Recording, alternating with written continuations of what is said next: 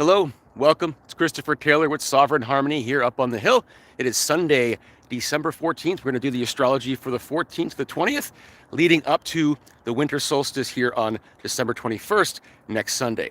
And so what we're starting out with here is Mars, which is leading the way for the personal planets. So Mars is out ahead, and then we've got the sun behind Mars, Venus behind the sun, and Mercury, which just recently went turn direct, is behind that. But Mercury's trying to catch up to everything, and it's actually all catching up to each other here in January. But we'll get there. But as of right now, Mars is leading the way. So it's setting the stage for the aspects that the sun will make, that Venus will make, that Mercury will make over the coming weeks.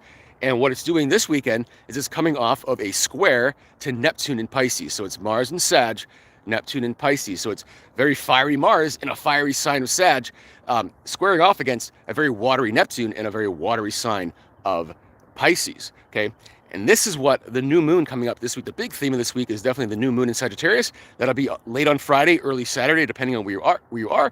Late on Friday if you're anywhere in the U.S. Okay, but all the energy for that is building this week.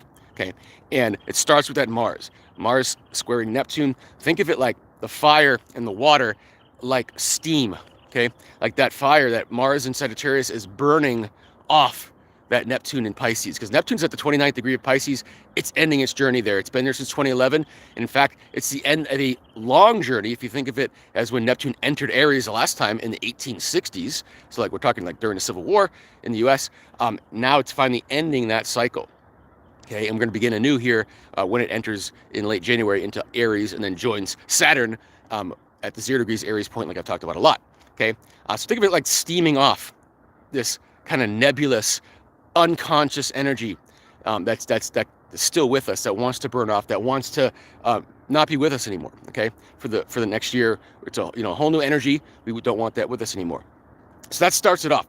Then we get to we move through a lot of aspects that the sun and Venus are going to make, because Venus is catching up to the sun. It's only a few degrees behind, and so everything that the sun is doing this week, Venus is following right behind it. That includes a trine to Chiron in Aries, and so this has a way of double layering this sense of coming into self-acceptance. Okay, Chiron and Aries been in there since 2018.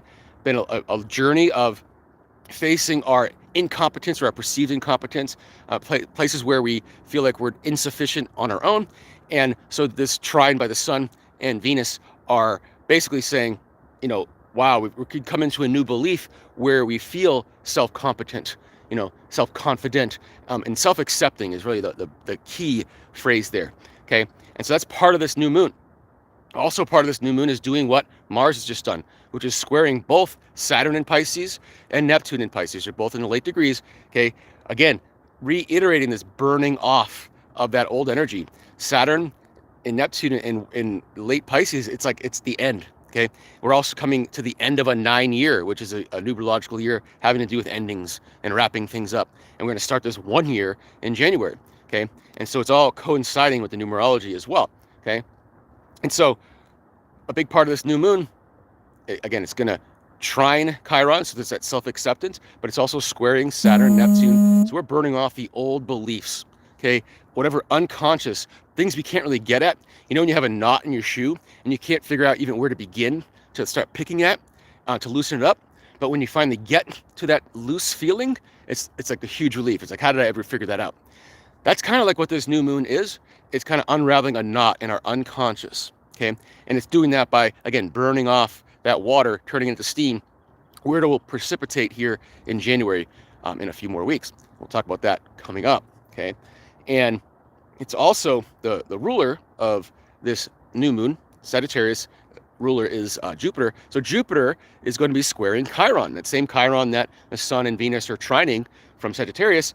Jupiter in Cancer will square that Chiron, and that happened throughout most of October. It's back again in December, so it's a reiteration of this growth through vulnerability. And we're at a place as this new moon is happening again that we're ready to burn off the old unconscious beliefs that hold us vulnerable, that prevent us from being courageous. Okay, because we're ready to step courageously forward in this new year. And so we're just burning off all the old that needs to be burned off. Okay, and the precipitation of that steam when it actually turns back into liquid and starts falling to the ground, that's going to be represented by when Mercury catches up with Venus, which catches up with the Sun, which catches up with Mars, and they're all kind of accordion together here in January in the sign of Capricorn. So in fact, Mars coming off that square to Neptune and Sagittarius here today, tonight, actually Sunday night, it will enter Capricorn. And so when the Sun enters Capricorn, that's the winter solstice. That's next Sunday. So again, Mars is leading the way. It's showing the Sun where it's going next week. Okay, so it starts with Capricorn, then the Sun, Moon will enter Capricorn, then Venus shortly after that, and then Mercury will finally enter Capricorn on January 1st. So how symbolic is that? So it completes this entry into Capricorn, this precipitation of that steam finally landing on the ground. That happens right as that 1 year starts on January 1st, okay? So think of the next few weeks as really just releasing the old.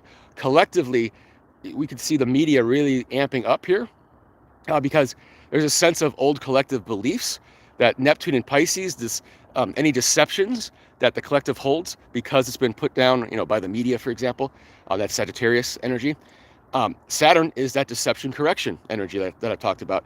And so there can be a sense of collective unconscious beliefs dissolving, okay?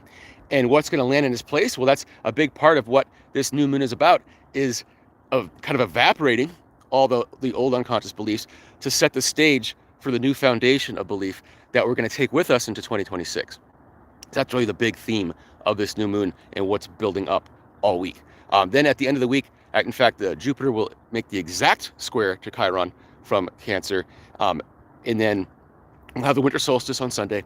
We'll also have Mercury squaring the moon's nodes. So we already had Mars square the nodes. We had the full moon in Gemini, where we had the Sun and the moon squaring the nodes from both sides.